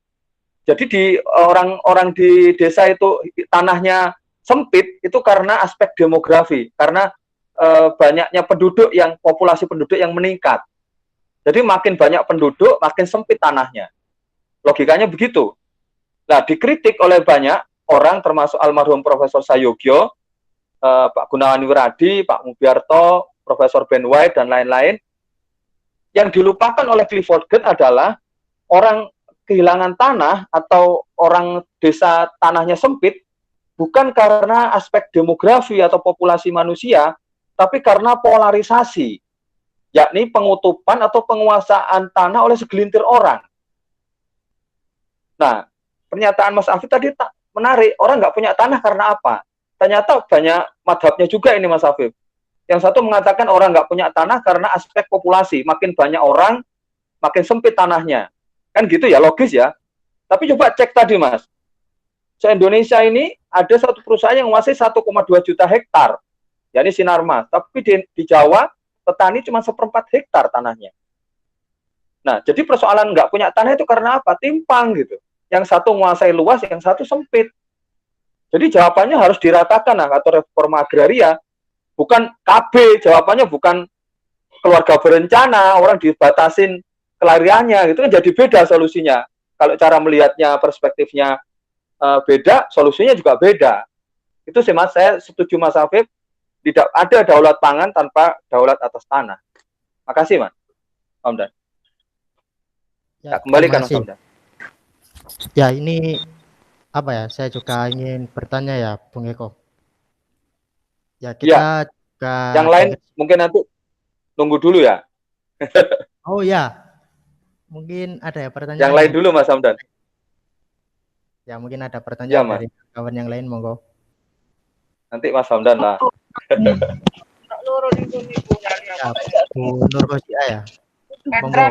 Halo, dengar nggak ya? Iya. Ya, dengar. Dengar, Mbak Nur. Ya. Silakan. Terima kasih. Mohon maaf, saya sedang berbarengan dengan aktivitas, jadi agak nggak fokus. Kalau terakhir tadi membahas tentang tanah, ada nggak yang bisa menceritakan kondisi Gresik saat ini? Kalau saya pulang ke Bunga itu, tanah yang dulu di sepanjang jalan menuju Bunga, daerah Manyar, itu kan tambak-tambak kayak gitu ya. Sekarang sudah habis, hilang, tidak ada. Itu apakah ada terkait kebijakan daerah atau gimana ya? Mohon mungkin ada yang bisa memberikan masukan atau analisis tentang itu. Terima kasih. Terima kasih, Mbak Nur. Saya makmum sama Mas Hamdan dan kawan-kawan Gresik kalau ini. Silakan, Mas. Ya. Silakan, Mas Hamdan, silakan. Saya sebenarnya kurang paham sih tentang skema atau program kebijakan yang dilakukan oleh daerah kita tentang persoalan tanah yang banyak pengalih fungsian lahan, di mana dulunya lahan pertambangan menjadi pabrik, di mana dulunya lahan persawahan menjadi sebuah industrialisasi. Ya cuma kita melihat saja tentang bagaimana kota Gresik ini adalah sebagai kota songkongan daripada Surabaya. Artinya kota Gresik ini juga menjadi sebuah kota industrialisasi, dan perlu diketahui juga di kota Gresik ini ada 3 proyek nasional, yaitu proyek mega infrastruktur yang kelanjutan daripada proyek MP3I yang pada waktu itu di masa SBY dan sekarang diganti dengan proyek mega infrastruktur yang tadi juga diterangkan oleh Bung Eko. Di kota Gresik ini juga terdampak Ya. daripada proyek mega infrastruktur itu tadi. Yang salah satunya ada di daerah Bunga, yaitu Bendung Gerak Sembayat, dan terus ada di Manyar itu CIP, yaitu Pelabuhan Internasional, dan juga ada proyek mega infrastruktur terkait tol yang ada di daerah Kebumas itu. Lah, dari 3 proyek strategis mega infrastruktur yang ada di Kabupaten Gresik ini berdampak. Ini pasti berdampak dengan perampasan lahan yang terjadi. Kalau kita melihat di CIP pun pembangunan CIP yang membutuhkan tanah yang sebegitu banyaknya, ini juga akan berdampak di di tanah-tanah di sebelahnya, yang di sebelahnya pun banyak juga ada pertambahan ya, yang sampai saat ini pun pertambahannya juga tidak subur lagi, dan banyak sekali yang menjualnya kepada korporasi atau perusahaan-perusahaan. Ini juga diakibatkan daripada pengalih fungsian lahan yang terjadi di Kabupaten Gresik itu sendiri. Dan ini juga terlegitimasi atas sebuah undang-undang. Kalau yang saya pahami ada Undang-Undang Nomor 2 Tahun 2012 tentang Undang-Undang konsinyasi ya, skema konsinyasi, di mana penjualan lahan ini pun bisa dilakukan di lewat pengadilan negeri, meskipun tanpa persetujuan daripada yang punya dan sebagainya, apabila lahan tersebut terdampak daripada pembangunan infrastruktur. Lah, di Gresik atas adanya pembangunan kepentingan daripada infrastruktur atau kepentingan daripada pembangunan yang berskala nasional, ini pasti tidak akan bisa ditolak oleh masyarakat karena sudah dilegitimasi dengan adanya undang-undang konsinyasi tadi. Apalagi ini akan diperparah lagi dengan adanya rancangan undang-undang Omnibus Law yang kata Bung Eko tadi, ini juga akan sangat menyasar atau sangat berdampak bagi penguasaan atau ketimbangan lahan, atau berdampak daripada krisis-krisis agraria atau krisis-krisis pangan yang ada di pedesaan itu tadi. Jadi jangan herankan ketika nanti undang-undang ini disahkan, itu bakal ada perampasan lahan yang sangat masif, karena undang-undang ini pun melegitimasi atas semua itu, apalagi akan meringankan daripada hukum pidana daripada korporasi tadi. Tidak ada hukum pidana dan digantikan dengan hukum administrasi. Dan diperparah lagi, yang menolak daripada perampasan lahan untuk pembangunan kepentingan nasional ini akan dipidana. Yang saya ketahui kemarin kajian bersama kawan-kawan, akan dipidana paling lama 5 tahun bagi orang yang menolak daripada pembangunan infrastruktur yang untuk kepentingan nasional itu tadi. Inilah yang menyebabkan bagaimana pembangunan industri, pembangunan infrastruktur yang ada di Kabupaten Gresik ini sangat masif, karena ada sebuah undang-undang yang melegitimasinya. Dan juga daerah Gresik sendiri, kota Gresik ini sudah dinobatkan sebagai daerah industrialisasi. Mungkin masalah RT RW itu saya belum tahu jelas bagaimana pembagian RT RW yang ada di Kabupaten Gresik. Yang jelas RT RW ini akan bisa berubah-ubah dan akan bisa apa ya, bisa selebar-lebarnya membuka investasi ini karena tadi juga dijelaskan oleh Bung Eko ada sebuah apa ya, ada sebuah korupsi yang secara struktur. Bagaimana kalau kita tahu biaya-biaya pilkada yang sebegitu mahalnya ini juga akan berdampak juga bagi perizinan investasi yang akan masuk di Gresik, perizinan industri yang akan masuk di Gresik.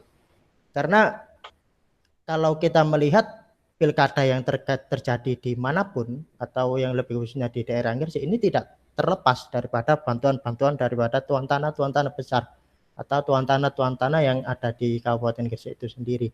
Sehingga atas dukungan daripada tuan tanah tersebut, mereka juga mempunyai sebuah mempunyai sebuah keinginan atau mempunyai sebuah janji yaitu hitam di atas putih yang salah satunya ya pastinya mereka akan menginginkan bagaimana industrialisasi atau pembangunan perizinan baik itu berbentuk industri, baik itu berbentuk pertambangan dan lain sebagainya akan lancar dilakukan oleh tuan tanah tersebut sehingga perampasan lahan pun tidak bisa dielakkan dari persoalan ini. Karena melihat daripada Saya nambah dikit, Mas. ya monggo Bung Eko. Mungkin Eh, itu sedikit yang saya ketahui Oke. di Kabupaten Gresik. Oh ya, makasih Mas Hamdan. Mbak Nur, makasih. Saya nambahkan modusnya aja. Mas Hamdan tadi menunjukkan tiga agenda besar di Gresik ya. Ada bendungan, pelabuhan, sama tol. Nah, saya cuman mau ngusulkan gini, Mas Hamdan. Kalau teman-teman Mbak Nur dan teman-teman pengen tahu, setuju saya bedah RT/RW-nya. Bedah rencana tata ruangnya. Kuncinya di sana, kita mesti meminta itu data publik, Mas. Itu nggak boleh disembunyikan, jadi publik boleh meminta bagaimana rencana tata ruang wilayah gitu yang akan dibuat. Dari sana, Mas, hulunya itu di sana. Jadi kalau mau advokasi melihat misalnya dikeluhkan Mbak Nur tadi, wilayah mana saja itu? Wilayah mana tadi, Mas? Daerah mana itu, Mas? Daerah Manyar, Bundaran dan lain-lain. Itu kita cek di sana ada perencanaan apa tuh. Tadi kan tabrakan dengan rencana tol dan lain-lain. Nah itu menjadi jangan sampai kita sudah terjadi baru mengkritisi dan advokasi. Salah satunya itu rencana tata ruang itu sih. Karena kalau sudah ada judulnya, Mas, kalau sudah ada judulnya itu berat sekali, berat banget. Misalnya judulnya adalah kawasan ekonomi khusus. Itu sudah ada undang-undang nasionalnya, ditambah lagi perdanya. Nah itu jalurnya lebih berat itu nanti, Mas. Harus judicial review, harus macam-macam. Tapi kalau kita hadang di tata ruangnya, itu ada proses, kan ada konsultasi publik dan macam-macam, kita bisa cek itu, wilayah kita itu kayak apa. Itu satu langkah, Mas. Langkah yang kedua adalah, kita mengecek ulang, Mas, proyek-proyek besar itu, simpulnya apa, Mas. Nah, banyak yang luput, Mas Hamdan, teman-teman yang advokasi di Kulon Progo dulu, itu kan mengadvokasi NIA ya, menolak atau mengkritik pembangunan bandara di Kulon Progo, tapi melupakan bahwa simpul pembangunannya itu nggak berdiri sendiri dengan yang disebut kawasan strategis pariwisata nasional untuk Borobudur, Mas. Itu satu paket itu, Mas. Itu paket pembangunan namanya KSPN, kawasan strategis pariwisata nasional. Duitnya satu, PP-nya satu, perdanya satu. Nah, nanti di dalam KSPN itu, Kulon Progo itu ternyata yang disebut dengan eksibilitas. Jadi membuat pelancaran infrastruktur untuk kepentingan pariwisata di Borobudur dan Yogyakarta. Nah, itu cek yang kedua, Mas. Jadi nggak memukul anginnya yang kosong saja gitu. Kita advokasi atau mengkritik NIA, tapi bocornya ternyata di Borobudur gitu. Padahal itu gelontoran uangnya sama gitu. Nah nanti proyek bendungan, pelabuhan dan tol yang ada di Gresik ini kita cari, Mas. Judulnya apa? Judul pembangunan besarnya apa? Apakah jadi kawasan ekonomi khusus atau kawasan industri khusus atau metropolis baru atau apa? Nah dari sana kita bisa ngecek itu, Mas. Kira-kira sumber dananya dari mana, aktor utamanya siapa, itu lebih enak. Gitu sih. Ya, Sehingga nanti kalau ada potensi korupsi, misalnya kayak Mas Hamdan juga, Mas ini ada potensial korupsinya. Oke, berarti nyambung dengan teman-teman KPK, nyambung dengan teman-teman ICW atau mana, nanti kita udah punya data yang kuat. Itu sih, Mas. Silakan kalau ada pertanyaan lain. Ya, makasih Pak Eko, serius. Ini kebutuhan sebetulnya di Gresik. Oke, makasih Mbak Nur. Makasih Mbak Nur. Oke, Mbak Nur. Ya, mungkin kawan-kawan lain yang ingin bertanya. Ya, kawan Nancy. Monggo Mbak Nancy. Ya, monggo kawan-kawan.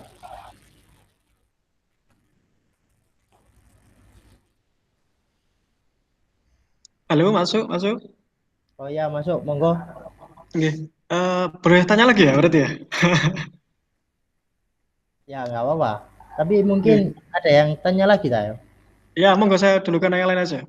Kalau memang ada. Ya, kalau ada yang lain dulu. Kalau nggak ada Mas Iya. Afif nanti. Iya. Ya. Yang lain mungkin ada pertanyaan.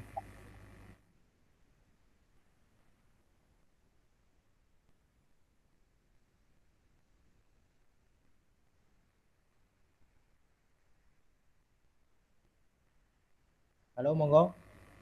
Mbak Nancy itu mungkin ingin tanya.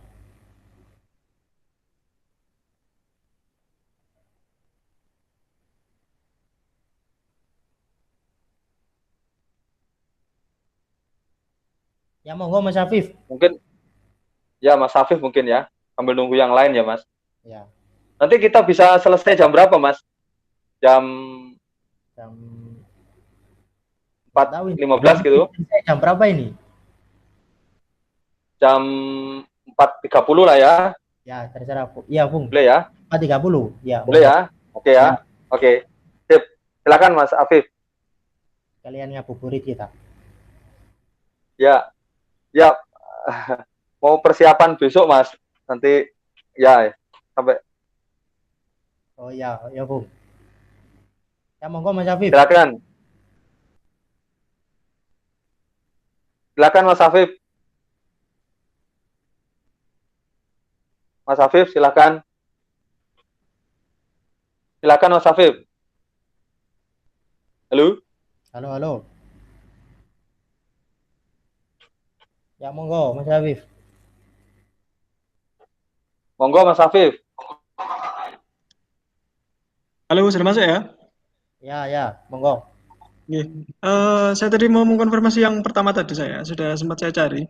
Kasusnya itu tahun 2004, Bang Eko, di Teluk Buyat, Minahasa, Sulawesi. Ya. Ya, Minamata, Sama ini, Mas. Minahasa, Pak. Kalau yang Minamata di Jepang ini, saya cari beritanya begitu. Iya, gejalanya sama, Mas. Gitu Penyakitnya ya? Minamata. Gini. Ya, sama. Gini. Tapi benar. Gini. Teluk Buyat. Gini. Saya mau nyambung soal sawit. Menurut penjelasan Bung Eko tadi kan bahwa sawit ini kalau dikatakan itu sebagai sebuah kepentingan nasional itu ternyata tidak begitu ya, bukan begitu kan ya? Saya menemukan fakta menarik begini, bukan fakta sebenarnya, saya masih sedikit mencari tahu ini. Saya menemukan uraian dari Prof. Renal Kasali bahwa sawit Indonesia itu dipermasalahkan di Eropa sebenarnya. Cara mempermasalahkannya adalah dengan mengangkat isu bahwa sawit itu membahayakan keberadaan orangutan di hutan. Karena dengan adanya perkebunan sawit, maka ekosistemnya orangutan itu akan dibabat gitu, dibabat habis. Sehingga yang bertindak melawan kebijakan Eropa ini adalah Malaysia dan Indonesia yang paling depan. Narasi yang dijual oleh media massa kita itu kan bahwa itu hanya akal-akalan Eropa untuk membendung agar produk sawit kita Indonesia dalam hal ini itu tidak masuk ke Eropa, sehingga penjualan minyak bunga matahari mereka tetap bisa berlangsung begitu. Nah, cuma tadi ketika saya mengikuti paparan Bung Eko tadi mengatakan bahwa kalau sawit ini dikatakan sebagai sebuah unggulan nasional itu ternyata tidak begitu. Nah, ini saya membacanya bagaimana? Harus dibaca bagaimana? Ketika di satu sisi itu digadang-gadang oleh presiden kita bahwa ini harus diperjuangkan ke Eropa, tapi di satu sisi tadi Bung Eko mengatakan tidak, ini tidak unggulan nasional. Gitu. Mohon wawasannya. Ya, monggo Bung. Langsung ya Mas Hamdan. Ya, langsung aja Bung, jelaskan. Ya, makasih Mas Afif. Ini pertanyaan menarik. Ada dua ranah yang harus dijelasin. Satu ranah global politiknya sama nasional politiknya. Kalau di global politiknya, ada benarnya Mas, ini persaingan pada soal energi ya, sumber energi terbarukan gitu. Isu energi terbarukan ini tanda kutip gitu. Antara Eropa, Asia, dan macam-macam, Timur Tengah gitu ya. Yang itu persaingannya ini ketat gitu. Salah satu energi terbarukan yang didorong itu kan salah satunya sawit gitu, di dunia itu. Bersaing dengan tebu, dengan bunga matahari, dan macam-macam. Memang itu terjadi, makanya ketika kita ada black campaign itu di dunia melalui Eropa, di parlemen Eropa, kemudian sampai Luhut, kemudian Pak Jokowi mengutus sampai ke Vatikan untuk melobi agar produk sawit kita itu diterima di Eropa. Sehingga narasi yang terbangun seolah-olah ini antara Eropa dan Asia. Itu satu konteks yang harus kita kritisi ya begini. Kita tidak anti sawitnya gitu. Tumbuhannya nggak ada masalah. Tumbuhan sawitnya nggak bersalah.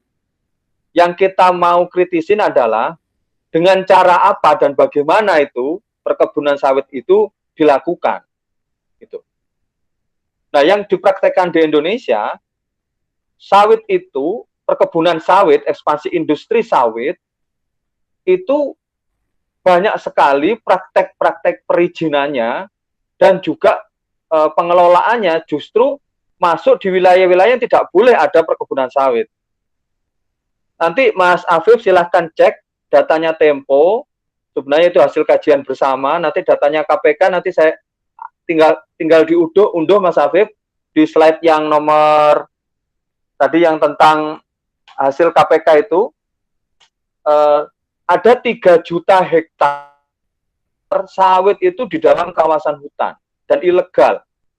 Jadi ada jutaan sawit itu temuan ilegal itu 3 juta. Ada sekian juta di dalam kawasan hutan.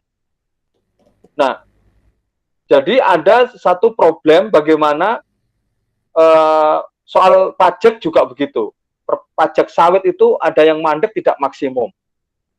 Lalu yang lain adalah soal bagaimana praktik masuknya sawit itu tidak pernah menghargai masyarakat lokal dan masyarakat adat lain, sehingga selalu melakukan land grabbing gitu. Menggusur masyarakat lokal, menggusur ruang hidup masyarakat yang ada di lokal mereka. Jadi ada bertingkat-tingkat problem gitu, ada problem perizinannya, ada problem di wilayah tata ruangnya, ada problem di land grabbingnya gitu. Nah, yang terakhir saya sebut itu justru di soal alur benefitnya kemana gitu. Nah, nanti silakan diunduh laporannya Transparansi untuk Keadilan TUK 2018 dan 2019 itu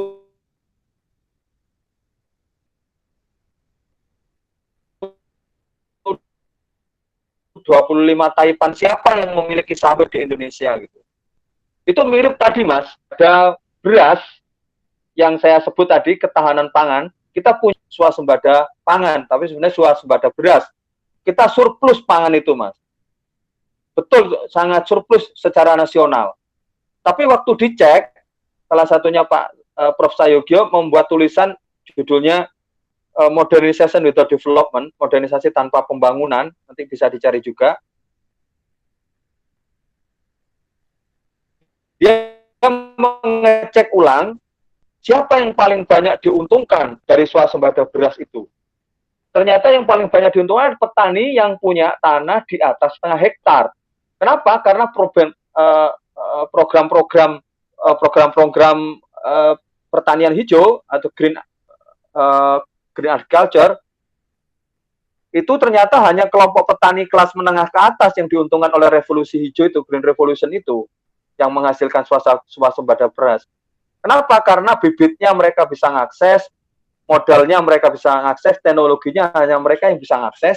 Kelompok paling gurem di desa yang tanahnya kurang dari 0,5 hektar, itu nggak berubah, yang gurem tetap gurem, yang miskin tetap miskin.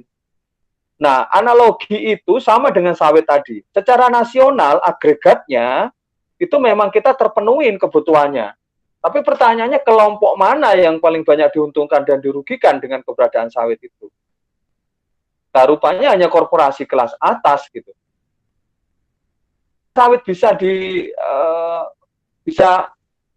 menjadi tulang punggung ekonomi rakyat. Ada namanya sawit kerakyatan atau sawit rakyat. Itu berapa jumlahnya? Sedikit sekali itu, Mas. Sawit rakyat itu.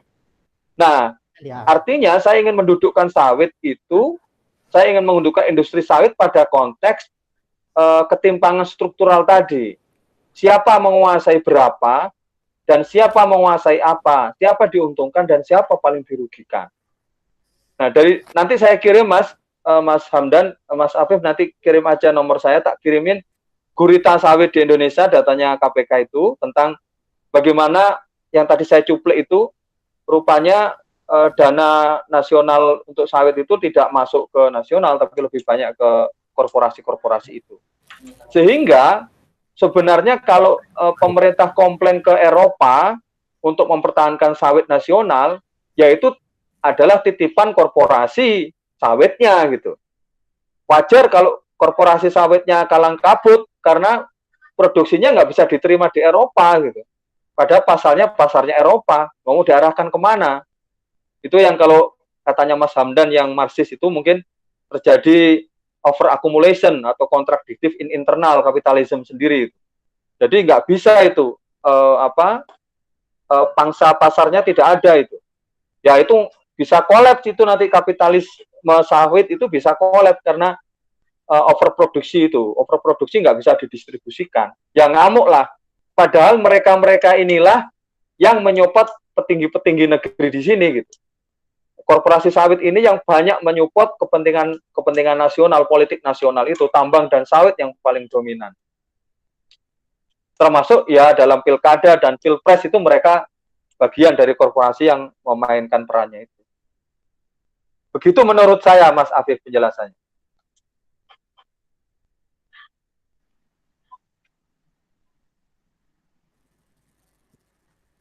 Terima kasih Halo, penjelasannya, Bung Eko. Ya, sama-sama. Saya kembalikan Bung Hamdan.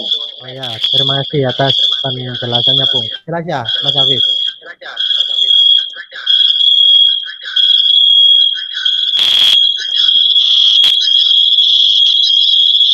Mungkin mikrofonnya itu ya volumenya diturunin.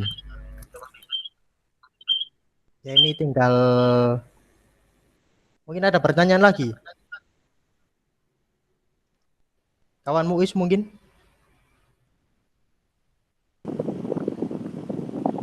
Halo, Adi. Sorry, dari tadi mendengarkan saja. Ya, menarik sekali bahasannya, Mas Eko.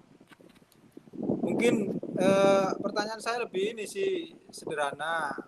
Upaya apa yang bisa dilakukan masyarakat ini? Karena mengingat saya sendiri itu dapat cerita dari teman-teman yang ada di daerah utara Gresik itu kan habis panen jagung. Itu harganya itu kemarin terakhir itu harganya bisa sampai setengah harga normal. Nah, ini kan ada kerugian atau ada derita yang dialami petani sendiri. Nah, kira-kira apa yang bisa dilakukan dari buruh pedesaan ini mengingat ada pandemi ini kan banyak pekerjaan-pekerjaan yang mulai hilang dan buruh-buruh pabrik juga mendapat upah yang dirasa yang mungkin di bawah upah normalnya itu. Sehingga mungkin banyak masyarakat di Gresik khususnya mungkin di daerah lain ini yang terpaksa berjualan takjil sehingga kerumunan pun tetap terjadi di tengah pandemi ini. Mas Eko, kira-kira apa alternatif usaha masyarakat atau buruh pedesaan ini agar supaya bisa bangkit di tengah pandemi ini, Mas Eko. Mungkin itu sih upaya sipil sih, upaya masyarakat kecil agar bisa tetap hidup di tengah pandemi ini. Itu aja mungkin Bung Hamdan. Terima kasih. Ya, terima kasih pertanyaannya, Bung Muiz. Ya, Ya. monggo, Bung Eko, tentang Ya, makasih Bung Muiz. Menarik pertanyaannya itu. harganya Siap. anjlok. Ya, bagaimana kebangkitan ekonomi rakyat di tengah pandemi itu? Pertama gini Mas Muiz, saya ingin agak melambung dulu, tapi itu nanti kita turunkan. Ini bukti Mas Muiz bahwa ternyata mainstream sistem ekonomi politik kita itu gagal. Harus berani kita katakan bahwa sistem neoliberal dan liberalisme ekonomi politik yang dianut negeri ini harus dikatakan gagal gitu. Ternyata ringkih sekali kan, kena goncangan begini sudah kalang kabut itu. Nah, refleksinya harus ke sana gitu. Pertanyaannya, kalau di level sistem ekonominya aja udah ringkih, tapi sebenarnya selama ini kita ini memakai jenis penyelamatan ekonomi macam apa untuk bangsa ini? Kenapa justru kelompok yang harusnya didahulukan, kelompok buram, kelompok buruh di pedesaan dan lain-lain tadi, nggak tercover gitu, nggak terjamin gitu. Sudah panen jagung nggak bisa didistribusikan. Udah panen padi sekarang bingung harganya jatuh. Panen macam-macam ternyata nggak bisa didistribusikan. Ini ada apa? Nah, refleksi ini penting, Mas. Ternyata memang sumber pangan kita itu oligarkis itu, Mas, yang menguasai. Jadi sistem yang oligark itu memang menguasai betul. Sehingga kalau mereka kolaps gitu, yang bawah itu kolaps itu.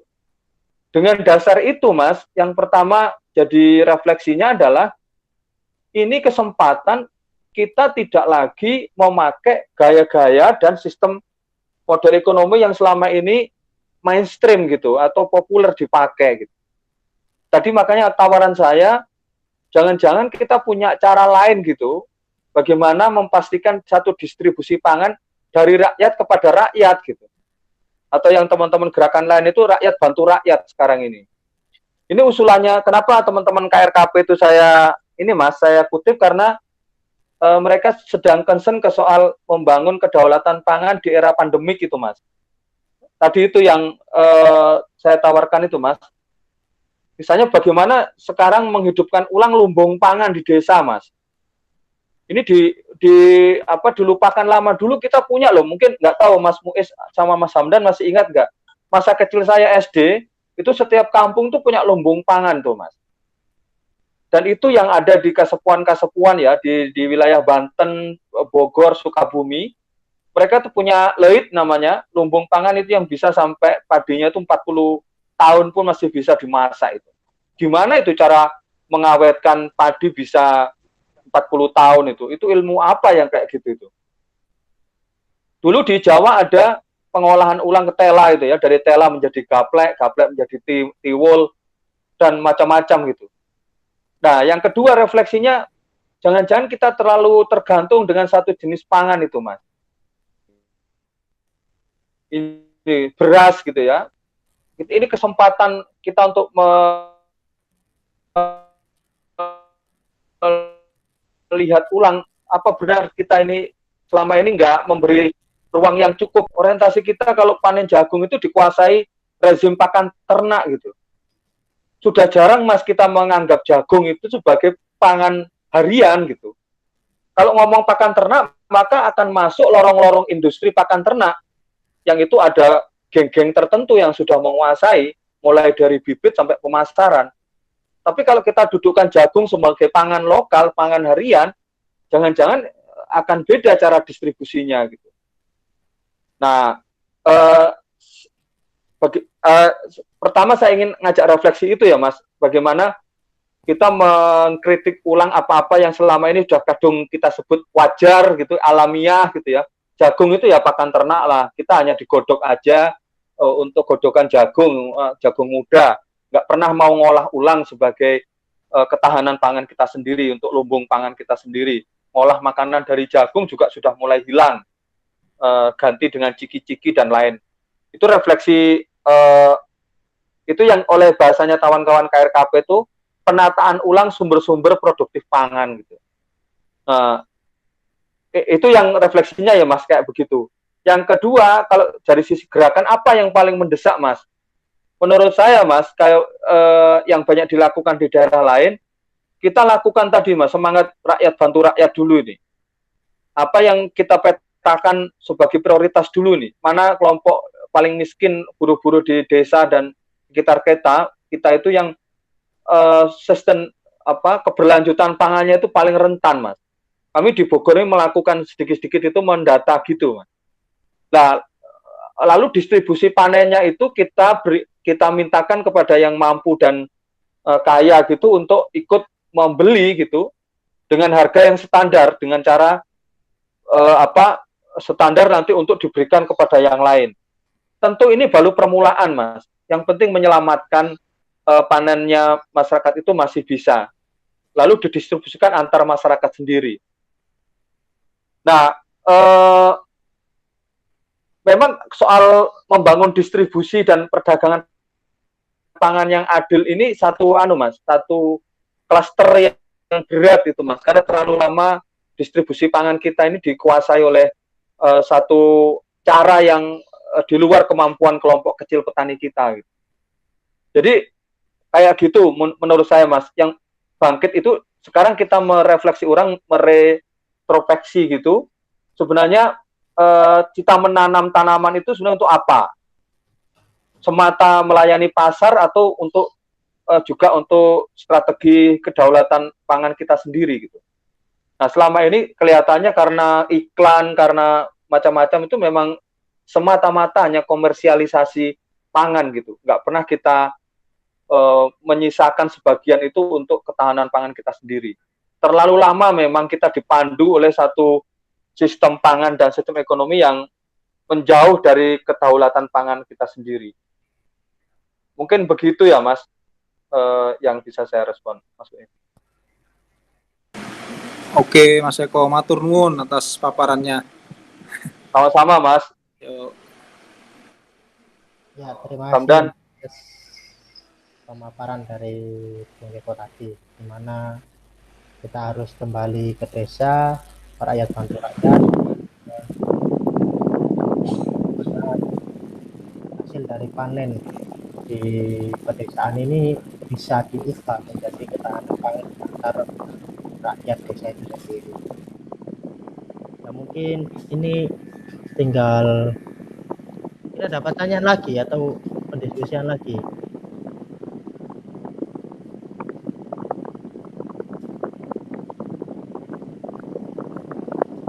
Ya, paling sambil mengingatkan Mas, tujuan diskusi kita ini kan untuk solidaritas kepada teman-teman dan lain-lain. Nanti kalau ada rekamannya ini kita putar aja Mas, sambil minta solidaritas teman-teman lain ya untuk kepentingan buruh di era pandemi ini ya. Gitu ya Mas Wes ya, Samdan kan?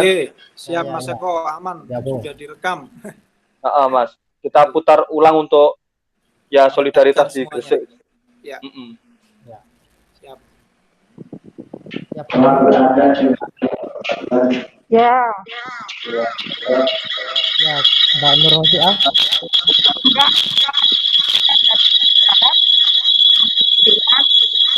Kurang jelas suaranya. Halo, halo. Oh iya. Halo. Mas Afif dimatikan dulu, dimute dulu mikrofonnya. Ini Mbak Nur mau ngomong. Ya, silakan Mbak Nur. Halo. Halo. Ya, monggo. Ya, silakan Mbak Nur. Saya atas nama Gus Durian Gresik mengucapkan terima kasih kepada Pak Eko, dan kami berharap masih tetap selalu didampingi karena masih banyak PR ini untuk tugas kemanusiaan di Gresik. Itu aja. Sekali lagi terima kasih.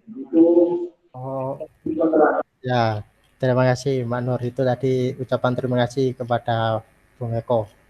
Ya, sama-sama. Sama-sama Mbak Nur. Salam sehat semuanya teman-teman. Ya, Bu. Oke, Mas Eko, sehat-sehat juga buat Mas Eko dan keluarga. Ini juga kan Ya. agenda untuk terus melestarikan 9 nilai dari Gus Durian Gresik kan terus berlanjut ini Mas Eko. Apalagi Gresik kan tantangannya kan dihadapkan dengan raksasa-raksasa kapitalisme gitu Mas Eko. Nanti tadi yang disampaikan Mbak Kosia juga, nanti mohon dampingannya bagaimana ketika nanti kita turun lapangan untuk advokasi, cari data-data dan seterusnya itu Mas Eko. Itu. Siap Mas Muiz, siap. Siap untuk bareng-bareng teman-teman Gus Durian Gresik. Siap Mbak Nur, apa yang bisa kita sambungkan bareng-bareng. Ya. Gresik Tuban berkoalisi menurut saya. Tuban Gresik ini penting berkoalisi Mas. Saya masuk di grup teman-teman Tuban. Gresik, Tuban, dan lain-lain ini penting untuk melihat ulang tadi. Jangan-jangan bukan Gresik berdiri sendiri ya, tapi mungkin satu wilayah kayak tol tadi itu, tolnya itu menjangkau mana saja itu. Saya nggak yakin itu kalau satu kabupaten itu, pasti lintas kabupaten itu. Kayak model Itu menurut saya. Ya. Ya. Dan juga sebenarnya di Gresik ini kondisinya sudah sangat parah, ini Mas Eko. Di mana di daerah Ya, kita ya. itu amonia, polusi udara ini sudah di ambang batas. Ya, Mas. Ya, saya nggak tahu ya nanti Gus Durian Peduli sampai mana bisa berkiprah ke sana, karena setahu saya fokusnya kan di bencana. Tapi kalau teman-teman punya tafsir terhadap bencana itu, bencana tidak hanya bencana alam, tapi juga bencana-bencana kaitannya tadi, dampak-dampak industri, ekstraktif, dan lain-lain, akan menarik kalau diusulkan di nasional. Kebetulan kan saya kenal sama teman-teman di Dewan Nasionalnya itu Mas, di siapa, selain Gus A kan ada Suraji, ada Maftu, ada itu kan kawan-kawan sendiri. Akan baik misalnya kalau Gus Durian Peduli di Gresik itu mengusulkan satu agenda sendiri yang itu lebih dekat pada persoalan di Gresik, sehingga menjadi agenda nasionalnya Gus Durian Peduli gitu. Menarik itu kalau tafsirnya tidak hanya tafsir bencana alam, tapi bencana-bencana akibat industri ekstraktif dan kondisi real di kota Gresik sendiri, biar masuk agenda, sehingga karena jaringan Gus Durian ini kan kuat gitu. Kalau sendirian Gresik mungkin kecil, tapi kalau kita bareng-bareng secara nasional, itu akan menarik. Jadi agendanya menjadi agenda nasional dulu. Gitu. Mungkin gitu Mas Muiz. Oke Mas Eko, sebenarnya kemarin kita juga kan pengen mengawali penyaluran dana, tapi kita kepengen dana yang kita berikan atau sumbangan yang kita berikan itu tidak instan. Berdasarkan kemarin waktu teman-teman Gus Durian juga diskusi dengan Bung Bosman itu kan ngomongkan kedaulatan pangan, berarti kedaulatan rumah tangga untuk memproduksi pangannya sendiri, misalnya dengan menanam cabai, menanam tomat. Nah, untuk mengeksekusi itu juga saya, Mbak Kosia, dan teman-teman ini kebingungan untuk membibit ulang, karena itu untuk mengawali kan repot itu. Itu aja Mas Eko. Iya, saya setuju Mas. Makanya tadi yang saya sebut ada satu riset kecil gitu, mungkin bukan riset ya, survei lah, yang menurut teman-teman Gus Durian, kita kan nggak bisa melakukan semuanya Mas Muiz, Mas Mbak Nur dan Mas Hamdan dan lain-lain. Yang daya jangkaunya Gus Durian Gresik itu apa dulu nih prioritasnya nih? Kalau yang mampu lebih kepada bantuan instan ya nggak apa-apa Mas, tapi tepat atau tidak itu kepada kelompok yang, makanya prioritinya itu kita maksimalkan di mana gitu. Mungkin masih penting Mas Muiz, orang yang sekarang ini memang kayak di Bogor ini, Sayugian situ lembaga riset Mas. Kemarin itu dapat bantuan itu, ternyata baru tahu banyak orang yang 2 hari gak makan pengamen di Bogor ini, gak dapat duit Mas, ngamennya itu. Bahkan ada yang gak makan demi anak istrinya bisa beli susu, 2 hari dia ngamen. Nah, itu butuh yang instan memang. Tetap penting yang instan, tapi juga ada yang tadi kaitannya dengan kedaulatan pangan, kayak memulai mandiri menanam dan lain-lain. Itu yang saya sebut kategorisasinya dulu, apa yang menjadi ruang lingkup prioritasnya teman-teman Gresik. Menurut saya dalam kondisi kayak gini semuanya penting Mas. Nggak bisa idealis semuanya gitu Mas. Kadang-kadang mesti yang realistik juga gitu. Menurut saya Mas Muiz. Saya juga di Bogor ini ngerasa, wah jangan hanya bantu-bantu, ternyata enggak Mas. Yang butuh langsung itu banyak sekali ternyata Mas, kondisi kayak gini. Nggih, Dan Mas tidak Eko. semua, Mas. Dan Ya, tidak memang. semuanya punya skill untuk bertani, Mas. Nah, itu Ya. nggak gampang itu. Nggak Siap. gampang itu. Memang kita juga nanti akan berbagi sembako. Cuma ngomongkan pandemi ini kan dengar-dengar juga Jangka sampai panjang. Oktober dan seterusnya. Nah, Ya, ini ya. kita tidak bisa berharap banyak kepada negara, tapi kalau ada sembako-sembako yang berdatangan juga pasti akan secara langsung kita salurkan begitu, Mas Eko. Maksudnya alternatif lain dari kami begitu. Betul. Saya sebut bantuan tadi nggak melalui negara, Mas. Kami Ya. dapatnya antar masyarakat, Mas. Siap. Makanya rakyat bantu rakyat itu yang menurut saya. Saya setuju itu. Langkah selanjutnya itu mandiri masyarakat. Kata kuncinya di mandiri dan berdaulat itu, Mas. Itu sih, Mas. Oke, monggo Bung Hamdan. Mungkin Ya, terima kasih. Mungkin ada lagi dah. closing mungkin Bung Hamdan. Ya, closing statement mungkin Bung Eko. Closing statement. Ya, pertama Semangat. baik. Terus Anda tutup. Ya, pertama terima kasih teman-teman Gusdurian. Jadi kenal sama Mas Hamdan, Mas Muiz, Mbak Nur Khosia, Mas Afif. Dari sebelumnya nggak kenal kan, kita bisa silaturahim. Saya orang Jember, Mas, Mbak. Saya orang Jember. Jadi ya kapan-kapan tak main lah kalau pas lagi pulang ke Jember. Siapa tahu bisa mampir ke teman-teman di Gresik. Kalau mampir Surabaya dulu bisa ke SD Gresik. Impres Mas Eko. Kenal Ya, kenal teman-teman. Ya, kenal. Mas Sis. Ya, Mas Bambang kenal lah teman-teman. Oke. Tapi enggak, saya dulu kiprahnya banyak di Jogja, Mas. Oh gitu. Lebih banyak di Jogja, Mas. Terus di Bogor sini. Siap. Ya, untuk closing, ya tadi saya ini momentum refleksi otokritik semuanya ya terhadap banyak hal yang kita yakini manjur, yang kita yakini final, yang kita anggap simpulan yang akhir tentang sistem besar, tentang sistem kecil, tentang kebijakan, tentang sesuatu yang kita anggap selesai itu dari soal tadi pangan lokal dan juga yang kita anggap sebagai ketahanan pangan, kemandirian pangan, kedaulatan pangan harian yang sehari-hari, pandemik ini menguji ulang. Sebenarnya yang kita lakukan selama ini benar-benar bisa untuk bertahan hidup atau tidak? Atau hanya melayani kepentingan pasar, sengedar komersil, atau melayani sistem lain yang lebih besar yang sebenarnya tidak menambah kekuatan kedaulatan kita sendiri. Saatnya, era pandemi ini kita memikir ulang, berpijak pada kaki sendiri. Berpijak kepada kekuatan kita sendiri. Kalau boleh mengutip istilahnya Pak Sayugyo itu, saatnya kita itu menemukan tenaga dalam rakyat. Kita menemukan tenaga dalam yang kita miliki sendiri. Dari tenaga dalam itulah kita bangun kembali gitu. Apa saja, mulai dari yang harian sampai yang lebih besar. Nggak bisa lagi kita merasa sebagai wakil atau wali rakyat gitu. Seolah-olah lebih tahu dari rakyat. Saatnya untuk berani memarkir ulang yang seolah-olah kita paling tahu itu, jangan-jangan tidak lebih tahu dari rakyat sendiri gitu.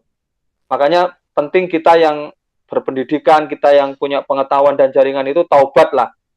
Taubat massal gitu untuk mengembalikan kekuatan tenaga dalam rakyat sendiri yang harus dibangkitkan. Bukan dari mana-mana. Mungkin itu teman-teman, kita sambung doa, sambung energi untuk saling menguatkan. Mudah-mudahan kita sama-sama diselamatkan dan melewati pandemi ini dengan selamat dan bisa tetap manfaat untuk orang lain. Demikian dari saya, terima kasih teman-teman semuanya. Ya, terima kasih.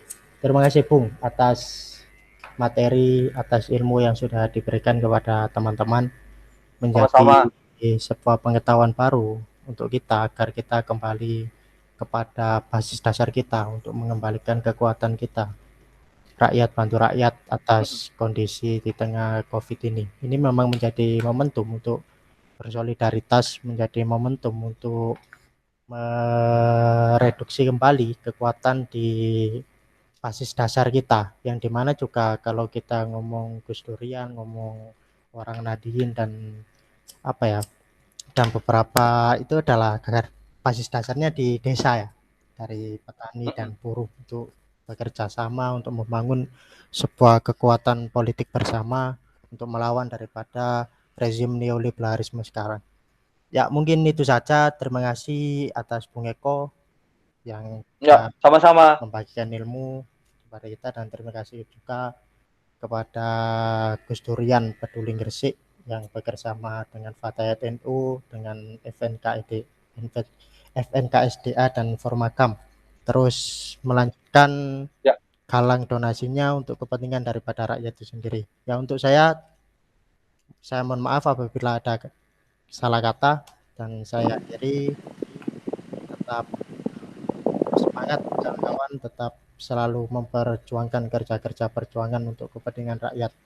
Ya, salam demokrasi, Ya. salam daulat rakyat. Assalamualaikum warahmatullahi wabarakatuh. Assalamualaikum. Waalaikumsalam warahmatullahi wabarakatuh. Ya, Bung. Salam. Kapan-kapan bisa ketemu, Bung.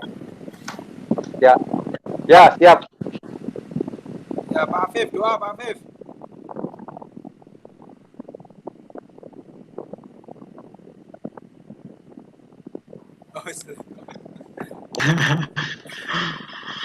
Oh, monggo, Menutup Pak acara Afif, ini, doa. saya mohon maaf selaku operator dari Universitas Komarudin yang ternyata sempat putus tadi di awal. Semoga tidak mengganggu jalannya esensi diskusi. Pak Afif ini. Oke. Untuk menutup diskusi kita, mari kita baca surat Al-Fatihah dengan niatan semoga apa yang kita diskusikan ini bisa mencerahkan baik peserta diskusi ini, kemudian masyarakat lebih luas, terutama memberikan solusi yang lebih baik, dan kita semua bisa melewati pandemi ini dengan sehat semuanya. Al-Fatihah.